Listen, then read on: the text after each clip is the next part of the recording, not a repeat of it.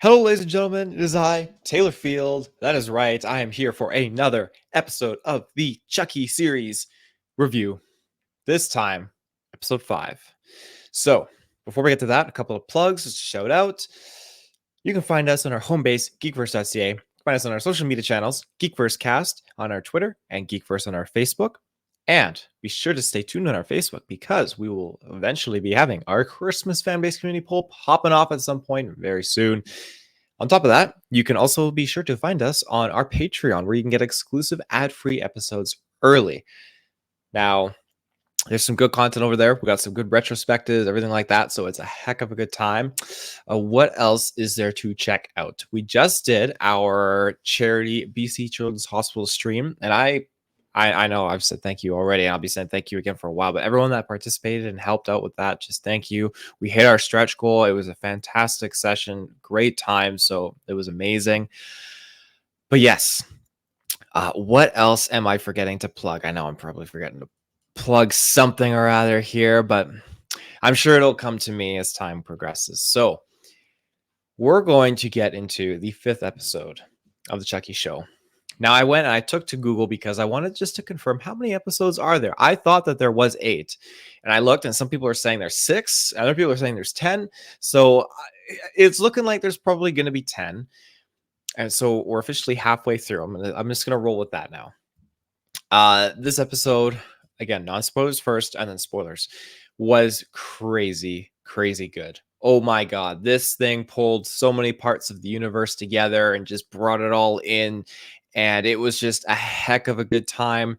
I feel like we got a lot more of the story, we got a lot more of the development of the characters, and it's just going down this path that I'm all for. And I was telling Travis this, I think the key, maybe not the key, but I think one of the components that we really wanted to see with Chucky is just the teenager aspect, the high school aspect. I think that's just a great attribute to this show, dealing with Charles Lee Ray. So I just personally, I think it's great how they're tackling this and how they're progressing. And this episode just had a little bit of everything, and it got so good. It got so good. Oh, I'm so hype on this episode. So 3, 2, 1. We are in spoilers. You haven't go watch episode 5. Come back. We'll have a good sit down sesh talk. Okay. I got up at 5 a.m. this morning. I thought, okay, I could watch this episode after work. Why wait? Let's get up early. Let's get into it. And I'm so glad I did, because I just put so much thought into this episode all day. Just was so jazzed on it and so excited. And now here we are. So we're continuing this narrative that they've instilled, where we're getting, we had super young Charles Lee Ray, like older youth, and now we have him adult, probably like 20s, late 20s ish. So it's great. It's freaking awesome seeing him out in the wild. He's a for sure serial killer now, and we're just seeing how he's maneuvering about, doing it just kind of like hanging in the club at this point in time, and he's eyeing someone up. This girl getting a little bit too rough for this guy. And it's funny because they immediately want to just play it off like, hey, this is Tiffany. We want you to think it's Tiffany. Blonde hair, everything like that. And we'll come to full circle with that topic later. But anyways, it kind of ends with him kind of liking this girl and just going from there. Then we jump to present day. And of course, they know that Chucky is half melted. They got to get him and everything like that. And so I was waiting for the kick of when I saw it in 2 ways. Chucky looked really kind of deformed, gross. So he was either going to heavily rely on the fact that, hey, I need to be super close to this girl. I need her to just totally keep me around because I don't have much else going on because I look deformed. So I need to stick it out with them. Or he's going to make some kind of a jump, maybe even transfer into the girl. Heck, I didn't know what his plan was, but I just knew, okay, the body is not going to be this messed up throughout the whole rest of the show. Then again, I could have been totally wrong. It's plausible, but I thought they would have done a big change up. So as the episode starts, again, the dad tells the girl little girl, Lexi's younger sister, that, hey, Chucky's resting and all that jazz, but pulls Chucky out of the closet and shows her, and she doesn't want anything to do with him because he looks absolutely god awful. So the dad throws Chucky down this little garbage chute, and he lands in this bin. And I got Saw 2 vibes. It's just really, really gross how he's just rolling in this garbage bin full of used needles, and they're so sticking to him, and he's having a good time and laughing and everything, and he's getting high, like rolling in. It's just so gross. Oh, it's gross. Oh god, oh god, oh god. But he's enjoying himself, so there you go. Now the trio, they obviously go and they try and pursue and try to find him in there, and there's no price you could pay me to do it on a dare or anything. And Lexi's gloves that she was given to by Jake, 100% don't feel like those would have protected her at all. I feel like they were just rubber gloves. They wouldn't have done anything, I feel like. And she's digging her hands in, scooping needle loads and shoving them around as Jake has the broom and is poking the broom around. I don't get why they didn't just, they all just grab sticks and brooms and just start banging around in there. There were multiple brooms on that rack. That's all I'm saying. Endless. Anyway, it's just, cringy. So after that happens, they couldn't find him, and then they know he's obviously on the run, whatnot, and they're trying to think like a serial killer and everything like that. And they go to school the next day and all that jazz. And there's an interesting dynamic because now Junior has, I don't want to say swapped roles, but now everyone's hanging out with Jake. Junior's suddenly not the cool kid anymore. He is on the opposite end of the spectrum. And obviously this has come about because of this mutual standing of just, hey, we got to eliminate this killer doll. We're all in the same boat here. We all know what we need to do. And Lexi doesn't want to bring Junior in because doesn't believe Junior has the imagination for it and the mindset, which is totally plausible. But it just further is going to add to this development of Junior. And now we're looking at all these characters that could potentially lose it. We got almost there with Jake, but Jake was able to resist and get composed. And now we have a character like Junior who very well could grab a weapon and go a little crazy. It's going to be very interesting to see how that happens. So progressing from that and the dynamic of him with his dad still and all that bunch of dilemma, they were planning to get together and finish it that night. And I guess Jake was texting at the dinner table, and aunt and uncle Bree Wheeler was like, hey, can you, Jake, put your phone away at the dinner table? And he said no. I found this really, really interesting because he's standing up for himself, and you didn't see this really with Jake before. It was more or less just he's being bullied, being belittled, everything like that, but he's standing up for himself and he's making a case like this needs to be dealt with. You guys can't understand, but he's doing the right thing.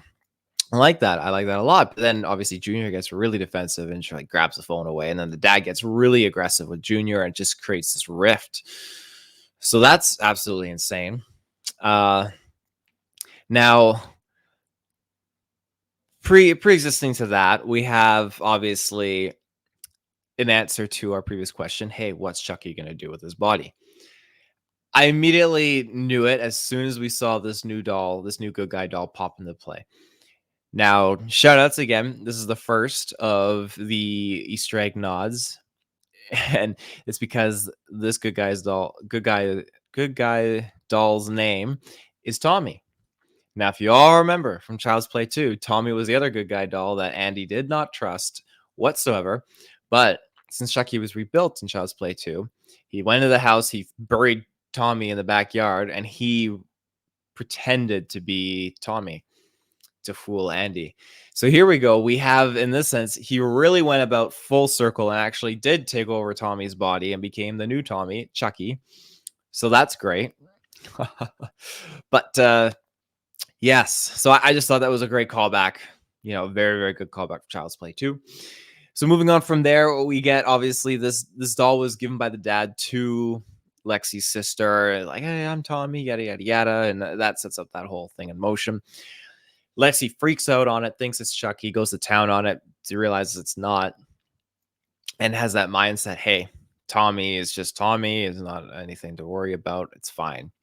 They're still looking for the deformed Chucky doll. So Lexi's mom now at this point has totally 180'd on Lexi. And again, I'm not saying it's not warranted, because Lexi definitely did some very, very skeptical things, and just she was a horrible, horrible bully. It was really, really, really mean what she was doing. But moving on from that, Lexi's mom is going very, very kind of crazy and turning on her, whereas the dad is very much kind of holding his composure and just trying to be there and not alienate Lexi. And I like that. I like this dynamic, because now, okay, we have a lot of this rift forming between the parents and their relationships and everything and their developments. And now this rift is formed between Lexi's mom and dad. And her showing up back at the house like, hey, we're going to put on a ball here and everything like that. And hey, we're going to have the house repaired by the taxpayers. Like, just absolutely horrendous. Like, I wrote in my notes, Lexi's mom is a biche, and I couldn't agree more. I just think it's totally distasteful what she's doing, and it's just absolutely horrendously horrible. I hate it. So with her acting like that, again, charging the taxpayers to restore their home and all that stuff, it's horrible. Later on, we'll get back to her, where she's organizing this kind of, I guess, not a rally, but a discussion session to join up with her on stage and talk about the city and the state of the killings. So what do we have here? Jake and Devin, they finally had their moment. Okay, that is beautiful. So that comes after they thought they had killed Chucky. So when Chucky shows up at the Lexi's house, sees the Tommy doll inside the room with the little sister, that's when he makes his move. Now, they save this as kind of like an end credit scene somewhat of him taking over the body of Tommy, but we know what's going to happen. So when the dad strolls in there, the dad sees, oh, this Chucky doll is back on the ground. What the heck? This deformed thing. I'm going to throw him in the garbage. Goes and throws him in the garbage. Lexi runs out there, holds the lid down, and the garbage can is shaking, thinking that she's got it. When in fact, when the boys show up, it's only a raccoon. So again, this just even more so confirms the fact, like, hey, there's something sus going on, but not to them. So when they go and lift up the lid and they see the Chucky doll in there, they grab the Chucky doll and they start like smacking on it and everything and breaking it. And they think that they killed Chucky. They really do. And I'll give them that. It totally would have fooled me. The only thing with that, though, is them having done that. It's like it dropped their guard down. So with their guard now being down, again, this led to Jake and Devin having their moment, which was fantastic. But at the same time, it did lead to, okay, the unfortunate scenario of their guard being down and Chucky being able to have free range now, do what he wants, and he's got a brand new body. So that plays up later, obviously. But that aside, Jake and Devin got their moment, and I'm so, so happy. Again, this was great. The scene was beautiful. The music was awesome. It's just a fantastic calm before the storm. And it's unfortunate where it escalates after that. But I'm glad they had their moment. But I'm scared now. I'm scared in the sense that, okay, if something happens to Devin, then Jake's going to go over the edge. And if something happens to Jake, then I mean, Devin's going to have a podcast show to run. So there's that. But so all that's great. Now, here we have a left turn on the Tiffany train. So here I am thinking the blonde that Charles finds is Tiffany in the past when they're in the club. We see them in this hotel scene where they're just getting it on, having a good time. And this was with a redheaded girl that they picked up at the club. So when the Tiffany and the other girl are getting it on the bed, Chucky stands up with a knife, goes up to the redhead, grabs her, and holds the knife up. And she's like, do it, just do it, and all that stuff. And that's really gets Chucky going. So Chucky turns, and he's still holding the knife. And the blonde chick, who I thought was Tiffany, was like, what are you doing, Charles? What are you doing? What do you think you're doing? And then he ends up stabbing her and killing her. So it was a complete change of direction. She wasn't Tiffany. The redhead was Tiffany. And Charles is like, you should dye your hair blonde and all that stuff. Thinking, holy shit, okay, we got bamboozled here. That's Tiffany. And that's not the only Tiffany we get. Then we jump into the present day Tiffany, same motel, a guy being tortured, trapped to a chair, and we see Tiffany having a good time on the bed with this other girl. Now, who is that girl? I'll tell you, it is Nika Pierce from Curse of Chucky and Cult of Chucky. Couldn't freaking believe it. Again, I knew she was going to be in this show. I saw a trailer and everything like that, but it just caught me off guard. Like, okay, here she is. And it makes sense. Okay, she got possessed by Charles. So we have not only like multiple dolls that are running around as Charles, but we have her as well. Just absolutely bonkers where we're getting at in the story. And it really makes me wonder, okay, like what is the limitation on this? Like full on Voldemort mode, putting your soul into many different things. Everything's a Horcrux. So I'm trying to figure out what's going on. And when Tiffany storms off and Nika Charles was about to kill this guy, she sees the blood of knife on the blood on the knife that she used, and then she just passes out. And she's walking around, mind you, in this, but when she hits the ground and passes out, she wakes up and snaps out of her like possession. She realizes like, oh my god, like, hey, I can't walk. What day is it? And this is where I believe is the first wake up period she's had where she's got control of her own body momentarily. So with that, again, she manages to let the guy one hand loose and everything like that. And it's just a quick moment of like, okay, so there is a way to break this kind of trance that she's in, being possessed by Charles. This is just crazy. So we got that scenario, and we also got a whole bunch of cut flashbacks from the previous films of the Curse and Cult of Chucky, which I thought was a great tie-in. Again, I didn't necessarily need a full-on sequel, but there was a time when I thought this show was just going to be a complete remake, but done as a TV series. Be thinking this after we just got the 2019 Chucky film as well. But the fact that this is, again, a continuation with all these Easter eggs and all these acknowledgments to the different parts of this franchise, I'm loving every second of it. And I feel 100% confident that we're going to get another reference or some sort of view of Glenn or Glenda. So it's gonna be just crazy where we're going with this story. So Nika Pierce is officially back. She snaps out of her trance because she gets hit in the head by the guy again. And so when she snaps out of her trance, she wakes up as Charles. Charles has no recollection really of what happened until he kind of comes back before he kills the guy and says, hey, we'll keep this kind of thing like between us, which he kills the guy, kind of referencing the fact, okay, maybe he does kind of have a little bit of insight into what happened and his memory loss and all that jazz. So that happened. And then he continues on with Tiffany. So I'm just going to jump to a quick ad break right now, and then we'll be right back. So stay tuned. And we're back. So again, we got that whole wrapped up session of Charles Lee Ray as Nika and Tiffany, which just blew my freaking mind. I could not comprehend it. It was great. So after that, we get Jake Bree Wheeler's secret revealed. She has stage 4 cancer, and she's going to a shrink to talk about it and didn't want to tell anyone about this or anything. She was hiding it and taking the whole burden of it and putting it on her shoulders. So her secret wasn't anything... it wasn't like sleazy or anything like that. And I'm wondering, like, when you really love your family, then I understand you do these things. And I'm just trying to really comprehend, like, okay, she's really holding on to this, like, from her family. That's a big scenario. And I'm really wondering where that is going to escalate to and what's going to come out of that. So I hopefully I could see them maybe killing her off, but if she dies, then that's probably going to tip the dad over the edge, because you have this scenario, and dad even makes a reference of it too. Like, hey, I'm not like my brother. His brother Jake's dad lost his wife, all that jazz, and it really set things backwards. So it's just going to be, if she dies, this is going to be a dynamic. It's going to be a pretty crazy dynamic. So it'll be interesting to see where that goes.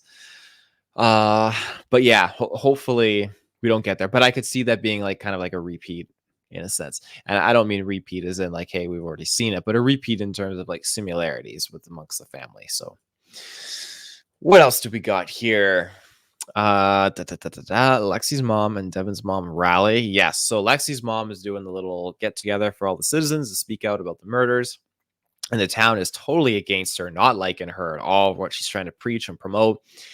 And Devin's mom, the officer, is there as well, and she's trying to keep the peace and everything like that. Now, oh, what was I gonna say on this? Gosh, I should have wrote that note down, but I did not. I can't remember it. So Devin's mom speaking out about these crimes and everything like that, trying to piece it together, information, all that jazz. All of a sudden, she's like, "Hey, principal, you want to come out here and talk?" And a head rolls out from the curtains, which is not what you want.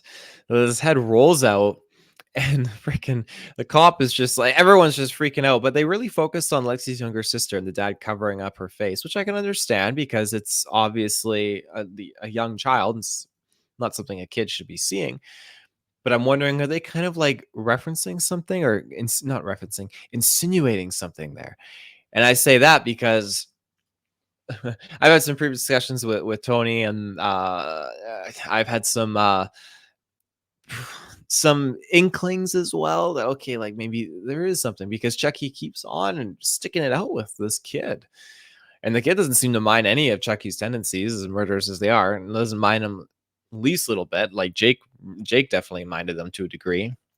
So Chucky had made his comeback by beheading the principal, sending the head rolling out, and showing off her beheaded body with the thumbs up. Now that was classic Chucky. So Chucky pulled the curtain and the thumbs are up on this chick and her head's gone. So they thought that Tommy was cool, and those are Lexi's words. But now I'm assuming now they know that it's Tommy who is possessed by Chucky.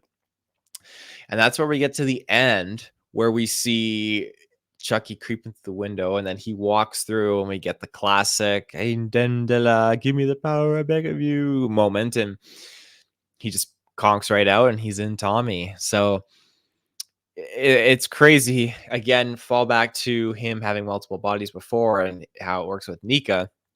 You have Chucky, who can put himself into other dolls, and other dolls literally just breaking up his soul if you want. So you could have a Chucky meet a Chucky at some point, and who the heck's gonna know? It's bonkers, but I love what they're doing with this story. It's so cool. And we've now that we finally got Tiffany full swing in here, I'm wondering how the two connect. We had the previous episode where we had Andy answer something on the phone, and that went sideways. So I'm wondering, okay, who jumped the gun and came at him?